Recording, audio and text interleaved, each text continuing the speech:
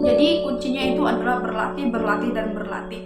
Ingat tadi yang saya katakan, Allah bisa karena biasa. Percayalah bahwa setiap manusia itu memiliki kemampuan.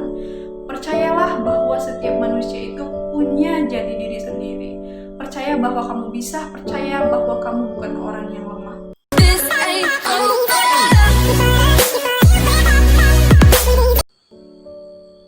Hai everyone, Assalamualaikum warahmatullahi wabarakatuh. Selamat datang kembali di YouTube channel aku di Hani Official. Nah teman-teman yang mungkin melihat video ini, mudah-mudahan kalian dalam keadaan sehat dan dilancarkan segala aktivitasnya dan dikabulkan segala keinginannya. Amin ya rabbal alamin. Sebelum memulai, aku mohon maaf untuk kalian semua, mungkin melihat ada bayangan di belakang ini karena aku membuat video ini malam-malam. Nah, satu hal yang ingin aku sampaikan buat kalian, jangan pernah malu pada diri sendiri dan jangan pernah malu sama orang lain tentang keterbatasan dalam berkarya. Kalian berkarya aja dengan apa yang kalian bisa. Nah, di video kali ini teman-teman, Hani akan membahas sedikit hal yang sangat, menurut Hani itu hal yang penting ya, hal yang sangat menarik. Karena apa? Sesuai dengan di judul di bawah ini, Hani akan membahas 7 tips atau 7 cara mudah untuk mengatasi kegugupan saat presentasi, teman-teman.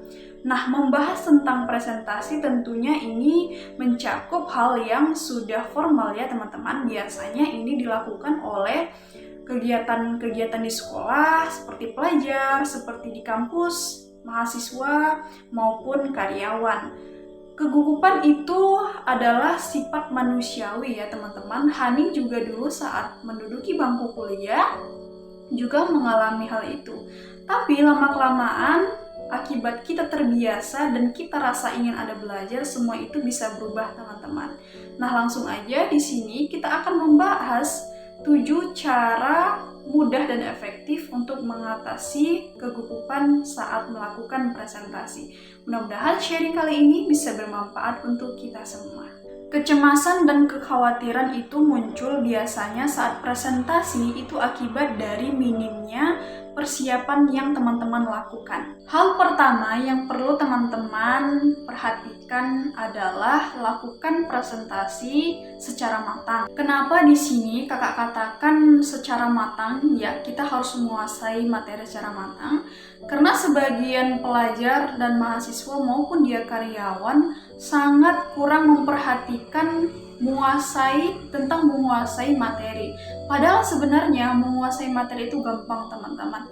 Kita nggak perlu membaca dan melakukan saat presentasi itu membaca slide dari awal sampai akhir, membaca keseluruhan isinya itu tidak perlu. Karena itu akan menjadi hal yang membosankan terhadap audiens. Audiens nggak bakal mau kayak dengerin kita lagi karena mereka bosan gitu. Yang perlu mereka dengar dan yang perlu mereka resapi itu adalah tentang bagaimana kita cara menyampaikan kita. Langsung to the point kah atau kita ngomongnya bertele-tele teman-teman. Nah, buat kalian cara menguasai materi secara matang itu hal yang perlu diperhatikan adalah membahas tentang poin-poinnya saja. Nah, ketika kalian atau teman-teman, adik-adik membuat slide di PowerPoint, nah biasanya kan kalau dia presentasi itu membuatnya di PowerPoint. Kalian nggak perlu mengisi semua deskripsi yang ada di slide tersebut. Itu hal-hal yang nggak perlu diisi teman-teman. Kalian cukup memperhatikan dan menulis di slide itu garis-garis besarnya saja. Nah, per poin, setiap garis besar itu kalian harus kuasai inti-intinya saja. Nah, contohnya kalau saya ya di bidang ekonomi, contohnya membahas tentang perpajakan. Nah, perpajakan itu kan banyak bagian-bagiannya. Ada pajak bangunan, ada pajak motor. Nah, dari hal-hal tersebut apa saja yang perlu diperhatikan? Kita harus bisa menguraikan dari awal sampai akhir. Jadi, hal yang perlu kalian ingat adalah per poin, bukan isinya semua, teman-teman. Selanjutnya, yang kedua yaitu high power process. Nah, apa itu? Yaitu kalian datang lebih awal ke presentasi. Contoh nih, buat pelajar, mahasiswa, maupun karyawan sekalipun gak masalah untuk datang lebih awal saat melakukan presentasi atau giliran kalian presentasi. Pengalaman kakak, Contoh nih, kakak dulu waktu saat kuliah presentasi, pas giliran saya itu datang lebih awal untuk mempersiapkan segala sesuatu. Nah, menurut saya pribadi, datang lebih awal saat melakukan presentasi daripada teman-teman saya itu membuat saya lebih kurang gugupnya, gitu teman-teman. Nah, sembari kita datang lebih awal, kita bisa mempersiapkan dan kita bisa mengkaji ulang tentang materi-materi yang sudah kita persiapkan tadi malam. Begitu teman-teman. Nah, kita juga bisa mempersiapkan segalanya seperti membahas ulang materi atau poin-poinnya maupun mempersiapkan alat-alat. Nah, ketika dilakukan presentasi ini contoh seperti maupun di bangku kuliah maupun di sekolah atau pelajar seperti alat tulis, kemudian ada buku panduan, kemudian ada slide-nya yang sudah jelas ada, kemudian ada peralatan lainnya yang mendukung kemampuan atau mendukung berjalannya presentasi tersebut. Biasanya ada alat-alat seperti monitor gitu ya teman-teman. Itu juga sangat membantu kalian lebih fresh, lebih percaya diri untuk melakukan presentasi. Menurut saya presentasi itu hal yang sangat mengasyikkan ya. Karena kenapa? Karena kita yang tampil di depan, kita dilihati banyak orang. Nah, seharusnya itu yang membuat kita lebih bahwa aku bisa gitu loh. Nah, rasa malu, rasa kegugupan itu mungkin awal-awalnya aja, itu awal-awalnya aja. Tapi buat kalian yang nggak mau terus belajar, ya menurut saya itu akan menjadi kegugupan yang hakiki teman-teman. Jadi buat kalian yang mungkin pelajar, buat kalian yang mungkin mahasiswa, buat kalian yang juga mungkin sekarang ada karyawan juga, yaitu barangkali di perusahaan besar juga ada melakukan presentasi. Ketika kalian disuruh ke depan oleh dosen kalian, oleh guru kalian, oleh manajer kalian maupun direktur kalian gak usah malu-malu. Ibarat pepatah, Allah bisa karena biasa, begitu teman-teman. Jadi poin yang kedua gitu ya teman-teman, jadi kalian harus datang lebih awal saat presentasi. Itu gunanya untuk mendukung, untuk mengurangi kegugupan kalian. Oke? Selanjutnya yaitu mengatur napas. Kenapa di sini mengatur napas kakak masukkan ke dalam bagian 7 cara mudah dan efektif untuk mengatur atau untuk mengatasi kegugupan saat melakukan presentasi. Nah, buat kalian atau buat teman-teman semuanya, mengatur napas itu adalah hal yang penting untuk diperhatikan sebelum melakukan presentasi. Contoh nih, buat teman-teman coba deh perhatikan di kelas, di sekolah, maupun di bangku kuliah, atau di kantor buat kalian yang sudah bekerja, yang bersatu sebagai karyawan, kalian bisa perhatikan, pasti ada sebagian teman kalian yang kalau melakukan presentasi itu, dalam penyampaiannya itu terlalu buru-buru. Ada juga tuh cara ngomongnya tuh yang agak kecepatan, atau itu memang pembawaan dia atau bawaan dari sononya, kita juga nggak tahu ya. Karena saya juga punya tipe teman dia kalau ngomong hal-hal biasa di luar dari presentasi dia ngomongnya kecepatan gitu. Jadi itu jadi kayak belibet-belibet gitu. Nah, ada juga teman-teman, sebagian teman yang kalau menyampaikan presentasi itu lambat gitu. Nah, sebenarnya yang bagus itu gimana sih Kak? Nah, yang menurut kakak pribadi ya, sesuai dengan pengalaman kakak, adalah ketika kita menyampaikan itu tidak terlalu cepat dan juga tidak terlalu lambat. Yang penting apa yang kita sampaikan itu sampai gitu teman-teman. Oke, lanjut. Kalian jangan pernah bosan untuk mendengarkan kakak ya. Selanjutnya yaitu fokus terhadap presentasi ya.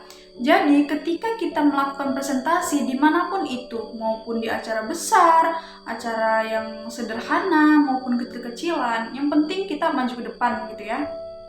Pasti ada satu momen yang ketika kalian presentasi, teman-teman atau audiens itu kayak ribut. Jadi penglihatan kalian, fokus kalian, pandangan kalian itu buyar. Apa yang ada dalam pikiran kalian yang udah kalian siapkan secara matang itu bisa aja tiba-tiba buyar gitu. Nah, menurut saya dan sepengalaman kakak, ketika ada teman-teman atau audiens yang sedang berbicara, tidak mendengarkan kita bisa kasih kode, kita bisa tegur mereka dengan sopan. Contohnya, buat teman-teman, kita fokus dulu ya ke seminarnya, kita fokus dulu ya ke presentasinya, nanti bicaranya bisa setelah selesai presentasi. Nah, contoh itu. Kalian bisa menegur yang lain sebagainya lah buat kalian yang jangan sampai audiens kita sakit hati dengan teguran kita gitu. Kemudian kalian juga bisa mengeraskan tiba-tiba suara kalian. Nah, kalau sepengalaman kakak itu nggak pernah menegur audiens ya, tapi kakak itu lebih kayak lebih ke tiba-tiba mengeraskan suara. Nah, tiba-tiba mereka terkejut gitu. Nah, fokus mereka kembali ke kita gitu. Itu efektif juga teman-teman. Oke, jadi kalian nggak perlu ragu lagi dan nggak perlu merasa merasa aku malu, aku nggak bisa, aku gugup.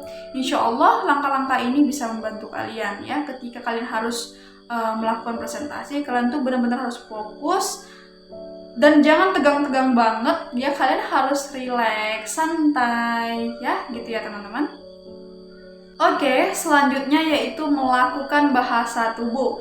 Nah, yang dikatakan bahasa tubuh bukan tubuhnya yang berkata-kata, tapi kita bergerak sesuai dengan apa yang kita lakukan, apa yang kita bahas. Jadi adanya intonasi-intonasi atau gerakan-gerakan yang kita lakukan atau kita isi di sela-sela kita berbicara, teman-teman. Misalnya, Assalamualaikum, tangan kita main. Ketika kita menunjuk PowerPoint, nah tangan kita main. Saat melakukan hal-hal yang menurut kita butuh gerakan, ya kita gerakkan aja gitu. Intinya yang bisa kita gerakkan bukan hanya tangan aja, ya maju aja ke depan audiens. Jangan stand di situ aja, jangan berada di depan PowerPoint aja, jangan di situ aja teman-teman. Tapi bergeraklah kalian dengan adanya kalian berjalan ke sela-sela ke sela-sela jalur. Biasanya kalau misalnya presentasi atau seminar kan ada bagian-bagian ya seperti lorong-lorong itu. Kalian masuk aja ke dalam, kalian melakukan interaksi ya. Jadi kalau misalnya acara seminar maupun presentasi itu kita itu akan menjadi pusat pandangan. Jadi bahasa tubuh itu nggak mesti harus dari geraknya tangan aja, enggak. Tapi kita harus berjalan, kemudian adanya kontak mata ya, begitu teman-teman. Salah satu mengatasi kegugupan dan keraguan kita ketika kita ngomong yaitu kita melakukan adanya kontak mata, teman-teman. Nah, kontak mata ini penting banget. Jangan pula kita saat presentasi melakukan presentasi kita menjelaskan mata kita ke atas, ke bawah, ke samping, kanan kiri. Nah, itu kita melihat teman-teman kita itu mikirnya kalau kita itu kayak ini si orang nggak menguasai materi, dia ragu, dia gugup gitu ya. Jadi kesannya itu ada nilai minusnya sama kita gitu teman-teman. Jadi kalian itu harus kontak mata ya, menurut saya itu kontak mata dan tangan itu harus lebih main aja gitu. Karena dengan adanya kontak mata teman-teman itu lebih merasa melakukan saat seminar maupun presentasi itu ya. Kalian lebih menikmati, lebih enjoy, karena semuanya main. Kalau saya pribadi, saya itu lebih suka kontak tangan dan kontak mata gitu. Dan terkadang saya juga itu maju untuk ke depan.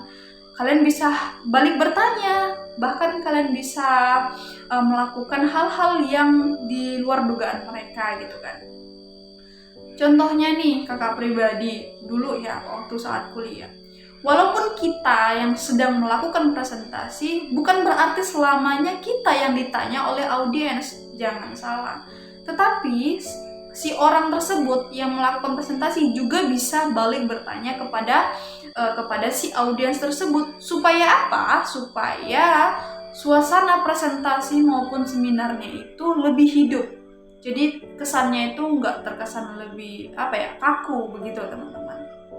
Jadi begitu ya, bahasa tubuh itu sangat penting sekali teman-teman. Jadi kalian perlu belajar ya, kalian bisa belajar di depan kaca, ya seperti di mana ya, sama adik-adik kalian, sama siapapun. Ya, pokoknya kalian harus bergerak ya.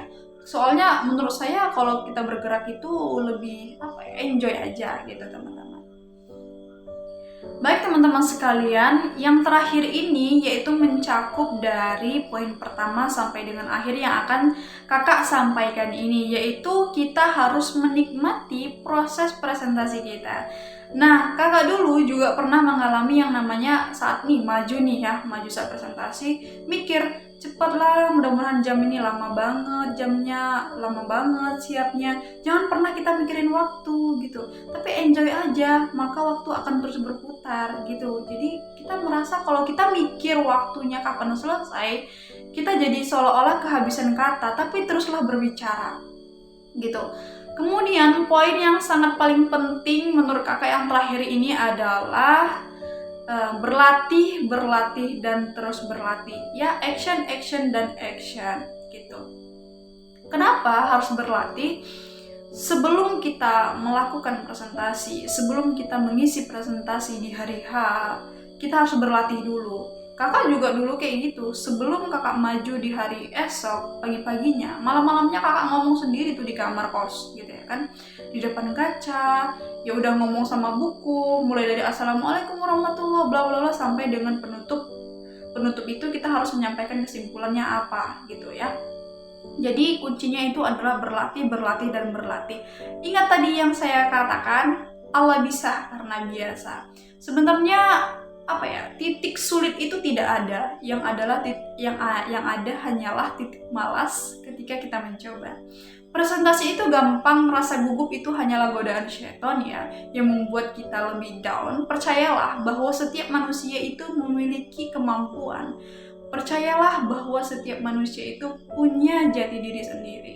Percaya bahwa kamu bisa, percaya bahwa kamu bukan orang yang lemah. Oke guys, sekian dan terima kasih untuk kalian yang sudah mendengarkan video ini. Mudah-mudahan sharing kali ini bisa membantu adik-adik, bisa membantu teman-teman, bisa membantu buat kalian yang berstatus apapun, karyawan, mahasiswa, pelajar. Mudah-mudahan ini bisa membantu kalian lebih update lagi ya.